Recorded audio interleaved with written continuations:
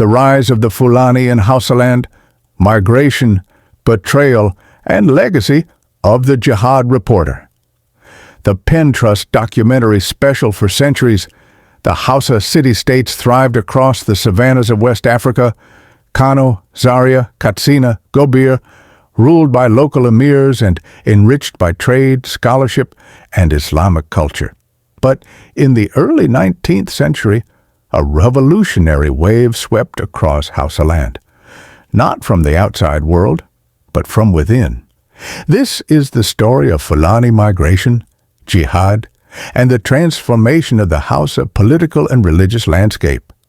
The Fulani, a nomadic, cattle-herding people, trace their origins to the Senegambian region. Historians like H.A.S. Johnston note that their eastward migration across West Africa occurred gradually over centuries. By the 17th century, they had settled across parts of modern-day Mali, Niger, and northern Nigeria. At first, they lived as herders under Hausa rule, integrating into society, marrying locals, and often serving as Islamic teachers and scholars. But under this calm surface, tensions simmered. Segment 2, Usman Dan-fodio and the Jihad. In 1804, Usman Dan-fodio, a Fulani cleric from Gobir, declared a jihad. His stated aim, to purify Islam, eliminate syncretism, and dethrone corrupt rulers. Professor Bala Adamu, he claimed the Hausa rulers had abandoned true Islam, but many of those rulers were already Muslim. The conflict was political as much as it was religious. What began as a religious movement quickly became a military campaign. Fulani warriors swept through Hausaland, dethroning Hausa emirs and replacing them with Fulani leaders loyal to the Sokoto Caliphate. Segment 3, Hausa Betrayal and Replacement. The Hausa rulers had once welcomed the Fulani as teachers, preachers, and pastoralists, but that hospitality turned to horror. Dr. Yahya Ibrahim, Arewa History Research Center. It was more than a revolution. It was betrayal. The Fulani used religion to justify conquest. They turned on their hosts, killed fellow Muslims, and burned towns. Segment 4, The Burning of Dan-fodio, Muhammad Bello's Controversy.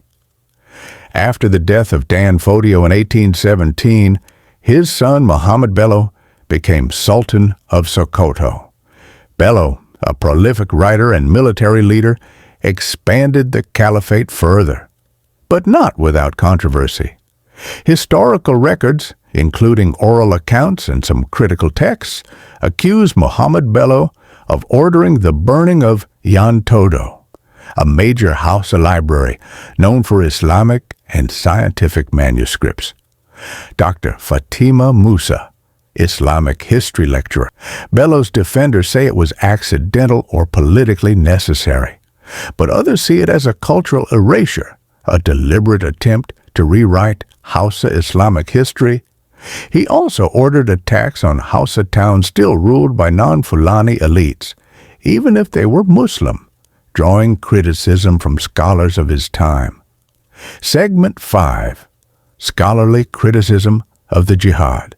Though the Jihad established a large Islamic empire, scholars remain divided on its morality and legacy. Dr. Toyin Falola quoted in academic texts, "The Fulani Jihad was a blend of religious reformation and ethnic conquest. It brought unity, but also bloodshed." Professor M.G. Smith says, colonial-era anthropologist, "The Fulani imposed a class system where they ruled and the Hausas were ruled." Narrator, V.O. Today, the legacy of that Fulani-led revolution remains visible in Nigeria's religious, political, and cultural institutions. But behind the pages of official history lie stories of fire, faith, and forgotten kingdoms. Super, the Pen Trust, documenting Africa's untold histories. Producer, the Pen Trust Multimedia.